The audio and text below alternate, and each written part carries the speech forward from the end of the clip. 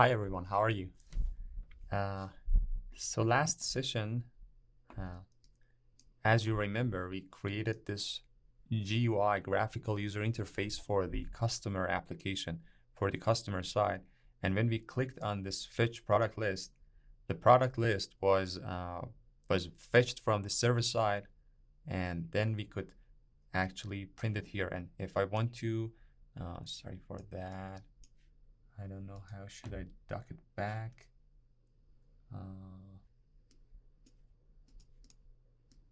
Sorry. Okay. If I want to actually prove that it is getting the list from this side, in the admin application side, which is a textual user interface, and we have not changed it to a graphical user interface yet. You can see that we can create product here. So we have create new product, which is 1. So let's try creating new product. We can say 1 product name, for example, peach, and the price would be, for example, 3,000, for example. And then in the customer side, if we fetch it again, you can see that we are seeing this peach at the end, and these 3 are being sent to the customer application. So this is working actually. But now in this session, we want to extract and deserialize this received string, which is a raw string, and extract the products and their prices, so we could put widgets and UI in the screen for each of them for placing order, sending order to the server side. So now here in the customer side,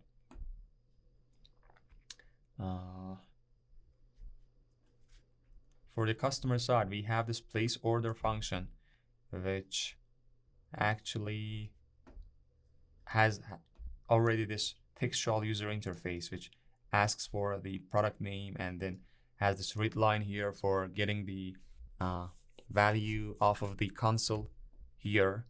But we want to get rid of this. So first thing first, let's, instead of returning a string, let's return a list of product here, or an array of product. So let's have list of, we have this product inside, I think. Yes, we have product for the admin side. We can use it, the same product here. And I don't see the product. Okay, I think, yeah, the name and the price. So instead of returning a raw string, first we want to deserialize it. And as you remember, in the admin side, this code is already actually getting out of hand. You can see that it's 300 or 200 lines of code, and it has no structure, no architecture, and everything actually getting out of control. And we need to refactor it. But first we want to reach the point and actually prove that we need to refactor it. We want to show and exaggerate actually the need of the refactor first. We could do the right thing from the first day, from the very first step, have some structure, architecture in the admin side and the customer side, but we don't want to do that. First, we want to reach the point to actually prove the need of refactoring and having architecture. So in the get product list, you can see that it is concatenating the product list that it has in the admin side. It puts this equal sign and a \n as the delimiter, and it has this 2 spaces, I think. Yeah, it is putting these 2 spaces. Let's get rid of the spaces here. Okay. In the customer side, we want to do the opposite, actually. So in the admin side, it has serialized the list of the products to a string, and it returns and it sends that string, the raw string, as the HTTP response. In the customer side, we receive that response. We have that raw string in the body. We want to deserialize it back to a list of products. So here we can say body dot actually split, I think. Yeah, split it with \n, and after splitting, we have a list of string. So each list of a string this time will have a product name equals its price. So again, we want to map. First, let's filter those that are not empty. So is not blank, because I think the last one will be empty, because yeah, we have a \n after the last product and we don't want that in this list. Then we can say map it, and this time we should say product it dot substring before equals, and oh, the product does not have constructor. Var p equals product and p dot name equals its name, and p dot price, which is an integer, equals it dot substring after equals sign dot to integer. So this bit might look actually a little bit overwhelming, actually complicated or hard, but it is a simple manipulation of the string. So this body will be in a string, and we have a split function on the strings which receives some delimiter and returns a list of a string. So if we have, for example, products concatenated with \n, if we give this raw string to the split function, the split function will split each part and will put it in a list of string, and will get rid of those \n and will return that list. Then on top of that list that we have, when this list is returned, we will do a filter. Why? Because the last product in this raw string is an empty string, because we have \n at the end, and we want to get rid of that. And after that, we map each string inside that list to a product, and we return that product, the p. We return that p. We can now say return this, and you can see that it is not yelling at us, and it is actually it sees this function call, this chain of function calls, as the list of products. So the return value will be a list of product, because we are mapping a list of a string to list of something. That something is product here. We return a product at the end of each map call for each of the strings inside that list. So here at the top, instead of doing that, we have to have some function here which says create product list widget, which will return a widget. And then also it asks for a product list. So product list, which is a list of product. So here we ask for the product list, and then we get the product list widget by calling the create product list widget function, and we pass the product list. Then we column dot add the child to the column that we had at the parent, and we add this product list widget. Okay, let's get to this function, create product list widget. So here we need a column. Sorry for the new. We need a column, and for each products inside this product list, we want to add a text actually.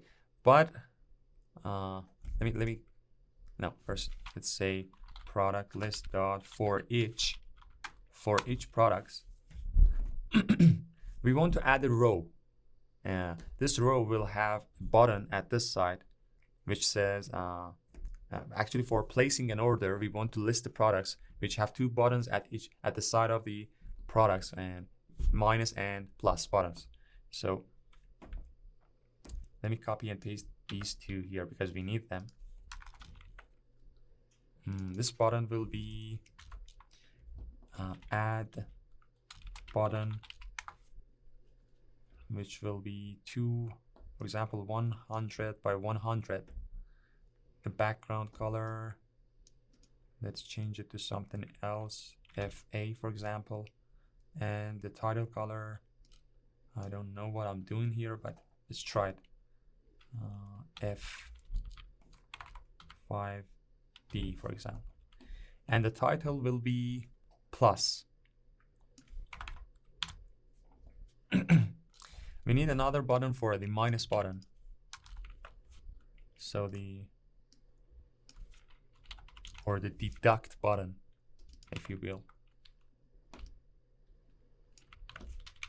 Okay, this will be minus with the same width and height, and the last one will be the product itself. So let's, for example, say we've received this product this it variable here inside the for each. We can say it dot name equals it dot price, and we can add a $sign at the end, for example. And after that, we will add these three widgets to a row. So we will need a row equals new row. Now we can add the children. First we need to add the minus button to the left, so add child minus button, then add child, the text or the title in between. Let's change the name to product info text, product info text, and then we add the plus button. So we have a plus button here. It was add button, sorry, add button. Now we can add this row to the column that we had at the top. So column dot add child, we add this row. Okay. At the end, we can return that filled column. So so this function here, create product list, products list widget, asks for a list of product and then returns a widget for displaying on the screen. This widget that we are creating will be a column which consists of rows of products, and each row has a minus and plus button at each side of it for actually sending and placing order. So the add button, let's see what will happen. I'm very curious actually. Okay, we add this product list. Okay, the admin is running. Let's run the admin.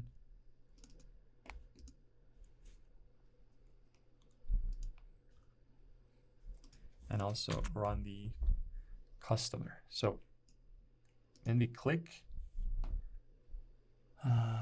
what's going on? So we clicked on that, and let's see in the customer side, when we press ask for product list and var create, and then we add that to the column. Okay, we add it to the column. This is a column itself, and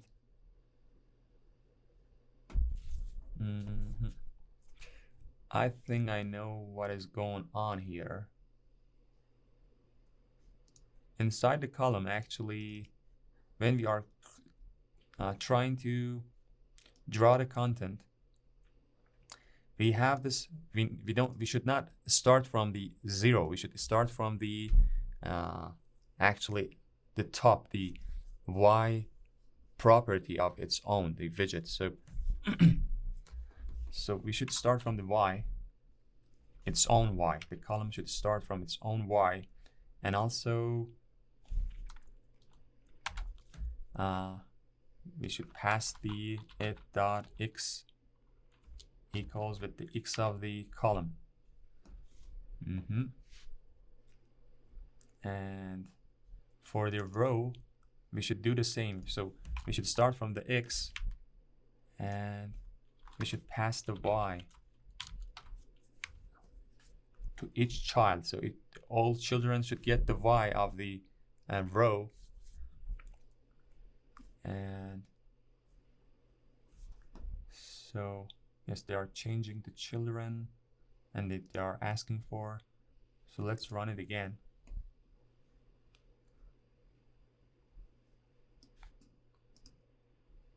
Okay. Now I don't know what's going on.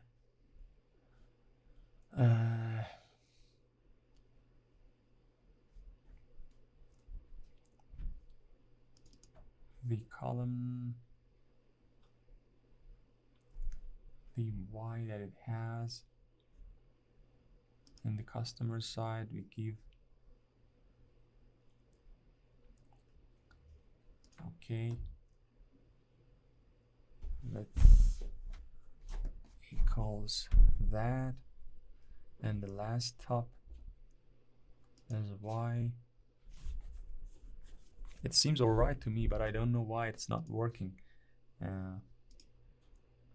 It's laying out its children actually improperly. The row. Let's experiment. So let's get rid of this and have another column here. C2 equals new column, not new. And let's add the C2 to the column.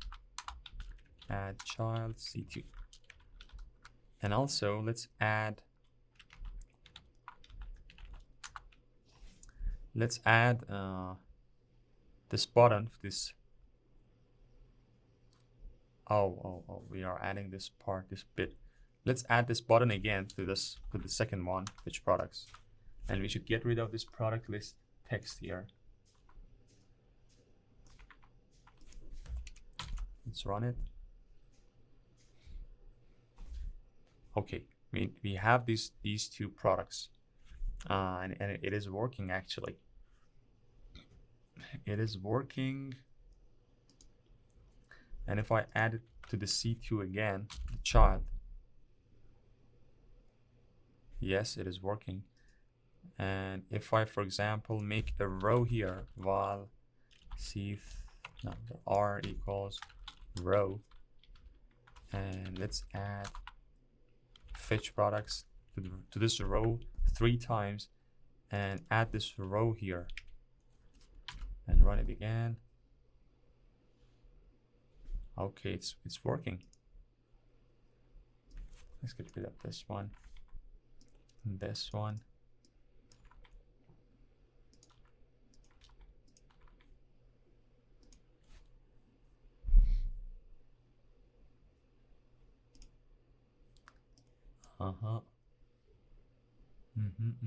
We have this minus.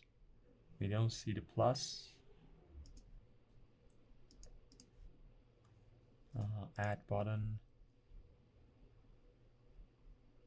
minus the add and the product info text, and then we have this row which has these 3 children.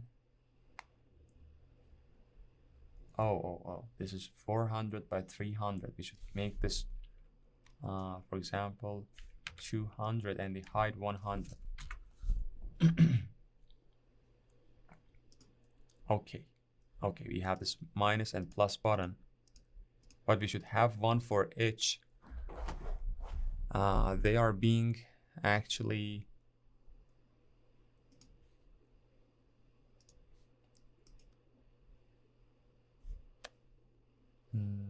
Why is it that?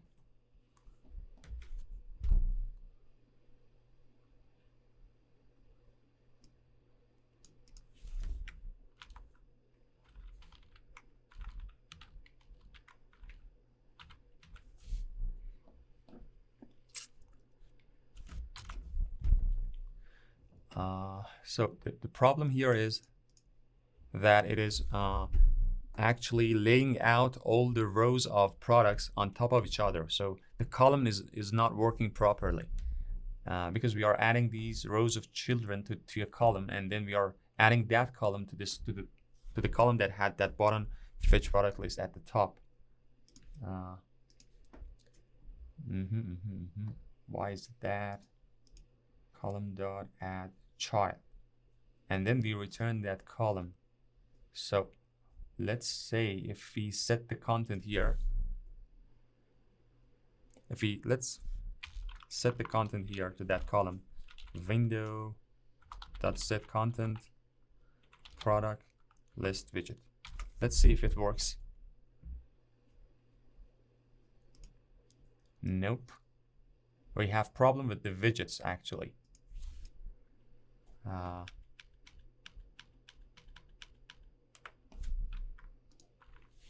So when a widget with the column, sorry, when the columns has a bunch of rows, they will override their top with their height. And I see.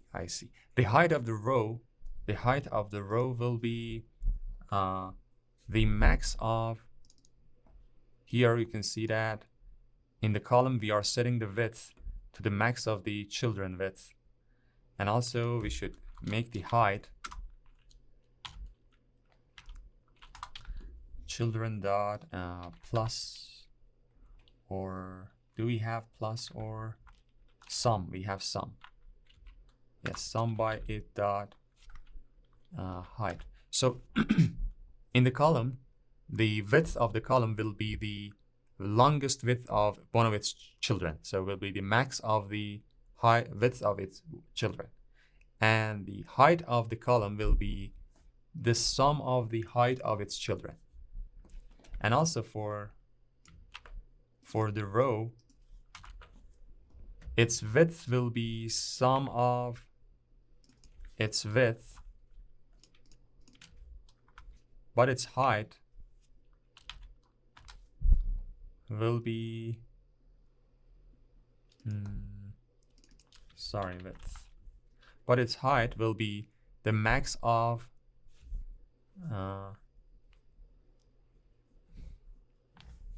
what is that? It dot height. We don't need this bit here. I don't know why we added this it dot x. Let's get rid of this. And let's run the application again. And I hope this time, yes, it's working. So you can see we have a row, a column which has rows of products, and each row of product has 3 widgets inside it: a minus button, the title, and the plus button. And it's working. So next session, we'll try to add a place order button at the bottom, and then we will try to make use of these minus and plus buttons and have a result here, some kind of a receipt here, or invoice. And then we will send this order to the server side. Yeah, I think this is enough. It was fun. Thank you for watching. Bye.